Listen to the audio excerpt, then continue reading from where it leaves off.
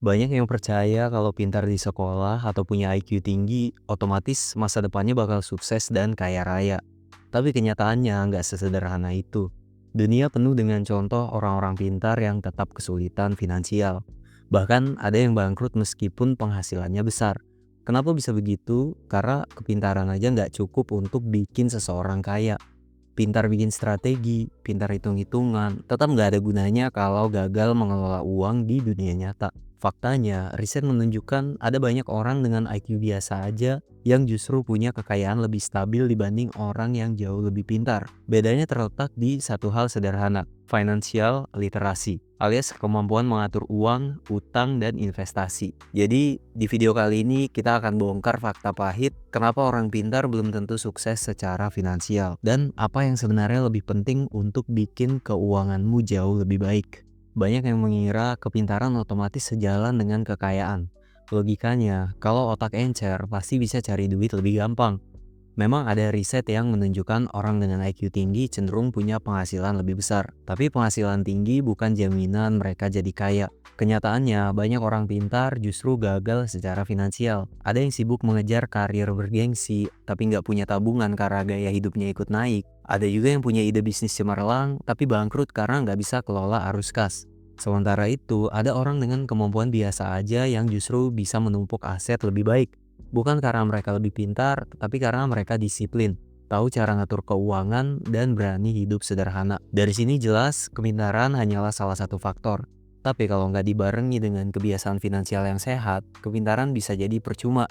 Pintar secara akademis beda dengan pintar mengelola hidup dan uang. Kalau tadi kita sudah bahas bahwa kepintaran gak otomatis bikin orang kaya, sekarang mari kita lihat hal yang sering disalahpahami, yaitu penghasilan tinggi dianggap sama dengan kekayaan tinggi. Faktanya, gak sedikit orang dengan gaji besar justru tetap hidup pas-pasan, bahkan terjebak dalam hutang. Kenapa bisa begitu? Karena punya penghasilan tinggi hanya berarti aliran uang masuk lebih besar atau lebih banyak. Tapi kalau setiap rupiah yang masuk langsung habis untuk gaya hidup mewah atau sekedar top up tanpa kontrol, hasil akhirnya tetap nol. Sementara orang dengan penghasilan lebih kecil tapi disiplin menabung dan investasi justru bisa membangun kekayaan jangka panjang. Riset juga menunjukkan hal serupa. Banyak orang dengan IQ rata-rata yang kekayaannya lebih stabil dibanding dengan orang yang IQ-nya tinggi. Bedanya bukan di besarnya gaji, tapi di cara mereka mengelola uang. Jadi jangan salah kaprah. Kaya itu bukan soal berapa banyak uang yang kamu hasilkan, tapi berapa banyak yang bisa kamu simpan dan kelola dengan bijak. Karena tanpa pengelolaan, penghasilan tinggi cuma akan jadi ilusi. Nggak beda jauh dengan ember bocor yang nggak pernah penuh. Setelah paham bahwa penghasilan tinggi pun belum tentu bikin kaya, sekarang kita masuk ke akar masalah lain, yaitu mitos meritokrasi. Banyak orang percaya dunia ini adil, bahwa siapa yang paling pintar dan paling kerja keras pasti akan berada di puncak. Mungkin kedengarannya indah banget, tapi realitanya nggak sesederhana itu. Data menunjukkan distribusi kekayaan sangat timpang. 20% orang menguasai lebih dari 80% harta dunia. Itu artinya kerja keras dan kepintaran aja nggak cukup menjamin kamu masuk ke kelompok kecil itu. Ada faktor lain yang ikut main, mulai dari jaringan sosial, akses ke modal, sampai konteks ekonomi yang seringkali di luar kendali individu. Kalau kamu percaya penuh pada meritokrasi, kamu bisa gampang kecewa. Karena merasa sudah kerja keras dan cukup pintar, tapi hasilnya nggak sesuai dengan ekspektasi kamu. Padahal dunia memang nggak selalu memberi imbalan yang sebanding dengan apa yang kamu lakukan. Jadi penting banget untuk jadi realistis. Kepintaran dan kerja keras tetap krusial, tapi jangan menganggap itu satu-satunya penentu. Ada faktor lain yang seringkali lebih menentukan, dan ini yang akan kita bahas selanjutnya. Kalau meritokrasi bukan jawaban penuh, lalu apa faktor lain yang bikin seseorang bisa melesat? Jawabannya adalah keberuntungan. Kedengarannya sepele, tapi banyak riset justru membuktikan bahwa keberuntungan punya peran besar dalam kesuksesan finansial. Ada simulasi menarik ketika ribuan orang dengan kemampuan berbeda ditempatkan dalam suatu model ekonomi. Hasil akhirnya menunjukkan bahwa orang yang paling sukses bukanlah yang paling pintar atau paling rajin, tapi mereka yang kebetulan berada di posisi yang tepat pada waktu yang tepat. Jadi bisa dibilang mereka yang mendapatkan faktor keberuntungan lebih banyak. Bahkan miliarder seperti Mark Cuban pernah bilang, jadi miliuner itu bisa karena kerja keras, tapi jadi miliarder itu murni soal keberuntungan. Dan kalau kita lihat kisah banyak orang sukses, Selalu ada momen kebetulan yang mengubah arah hidup mereka. Masalahnya, keberuntungan ini seringkali diabaikan karena orang lebih suka percaya bahwa semua bisa dicapai lewat otak dan usaha. Padahal, tanpa faktor hoki, pintu besar seringkali nggak akan terbuka. Jadi, bukan berarti kita harus pasrah menunggu keberuntungan. Justru sebaliknya, kita perlu cari cara supaya peluang bertemu keberuntungan tersebut jadi lebih besar. Dan caranya akan kita bahas di poin selanjutnya. Kalau keberuntungan memang berperan besar, kabar baiknya peluang untuk beruntung bisa diperbesar. Caranya bukan dengan jimat atau doa-doa khusus, tapi dengan memperbanyak percobaan dan keberanian dalam mengambil kesempatan. Bayangin kalau peluang ketemu momen keberuntungan itu cuma 2%. Kalau kamu coba 10 kali, kemungkinan besar nggak akan dapat apa-apa. Tapi kalau kamu berani coba 100 kali, peluangmu jauh lebih besar untuk ketemu dengan pintu hoki yang bisa mengubah hidup. Inilah kenapa konsistensi dan keberanian jauh lebih penting daripada sekedar kecerdasan. Orang yang nekat mencoba banyak hal, entah itu melamar kerja, membangun usaha kecil, atau bikin konten, lebih mungkin ketemu kesempatan emas daripada orang pintar yang terlalu sibuk menghitung risiko sampai akhirnya nggak pernah bergerak.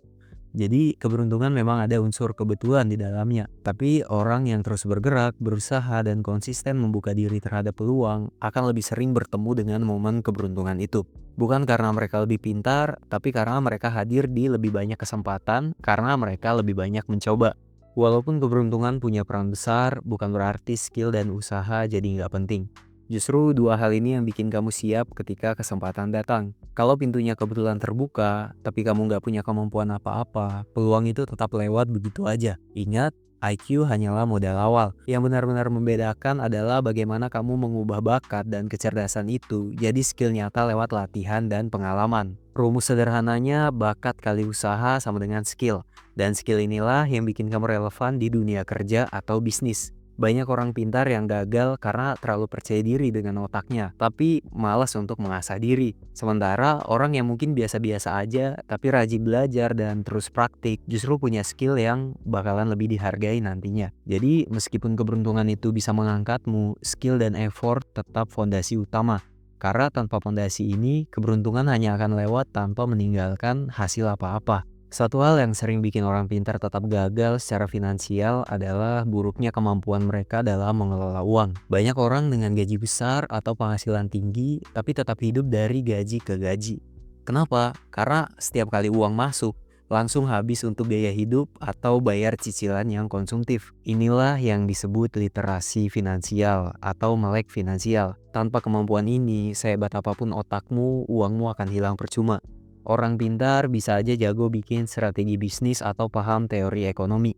Tapi kalau nggak bisa mengatur arus kas pribadinya, hasilnya tetap sama. Kembali lagi ke titik nol. Beda ceritanya dengan orang yang penghasilannya biasa-biasa aja, tapi disiplin menabung, investasi kecil-kecilan, dan berani menahan diri dari belanja impulsif. Justru mereka yang lebih mungkin membangun kekayaan jangka panjang. Jadi, masalah utamanya bukan kurang pintar, tapi kurang mampu dalam mengelola. Kaya itu butuh dua hal. Yang pertama, pintar mencari uang, dan yang kedua, pintar menjaga uang yang dia cari. Tanpa kombinasi keduanya, penghasilan besar cuma jadi angka lewat yang nggak akan pernah bertahan dengan lama. Selain kurangnya literasi finansial, ada faktor lain yang bikin banyak orang gagal mengelola uang, yaitu kebiasaan dan trauma masa lalu. Misalnya, ada yang tumbuh di keluarga yang selalu hidup pas-pasan, sehingga begitu pegang uang sendiri langsung dihabiskan karena takut besok bisa hilang, atau sebaliknya. Ada yang terlalu takut miskin sampai jadi pelit berlebihan, gak berani menikmati hasil kerja kerasnya. Pola ini sering terbentuk tanpa disadari, lalu terbawa sampai dewasa. Akibatnya, meskipun penghasilannya naik, cara mengelolanya tetap kacau. Uang habis entah ke konsumsi, hutang, atau top up yang gak penting. Sementara aset jangka panjang gak pernah terbentuk. Solusinya ada di kesadaran dan edukasi. Kita perlu berani refleksi. Dari mana kebiasaan ini muncul dan apakah masih relevan untuk hidup kita sekarang? Kadang jawabannya bisa ditemukan lewat belajar literasi finansial. Di kasus lain, bahkan butuh bantuan profesional atau psikolog untuk memutus pola lama. Intinya, pintar itu penting. Tapi tanpa kemampuan mengelola emosi, kebiasaan, dan mindset soal uang, kepintaran itu nggak akan pernah bisa bikin seseorang menjadi benar-benar kaya. Jadi, fakta pahit yang harus kita terima adalah pintar aja nggak cukup buat sukses secara finansial. Penghasilan tinggi pun belum tentu bikin kaya kalau gaya hidup boros. Meritokrasi juga bukan jaminan, karena dunia nyata dipenuhi oleh faktor keberuntungan, akses, dan jaringan yang seringkali nggak adil. Tapi kabar baiknya, ada hal-hal yang bisa kita kendalikan. Kita bisa melatih skill, membangun kebiasaan finansial yang sehat, dan memperbesar peluang keberuntungan dengan terus mencoba. Yang terpenting adalah belajar mengelola uang. Karena tanpa itu, sekaya apapun kamu di atas kertas, hasilnya akan tetap nihil. Jadi berhenti merasa gagal hanya karena nggak jadi Elon Musk atau orang terpintar di dunia atau di tempat kamu tinggal saat ini. Fokuslah pada langkah nyata yang bisa kamu kontrol, karena pada akhirnya bukan seberapa pintar kamu, tapi seberapa bijak kamu mengelola hidup dan uangmu yang menentukan apakah kamu benar-benar bisa jadi kaya. Terima kasih sudah nonton sampai detik ini. Semoga video ini bikin kamu mikir lebih dalam tentang arti kepintaran dan kekayaan, serta berani mempertanyakan lagi hal-hal yang selama ini dianggap sepele. Sampai jumpa di video sang perintis yang berikutnya.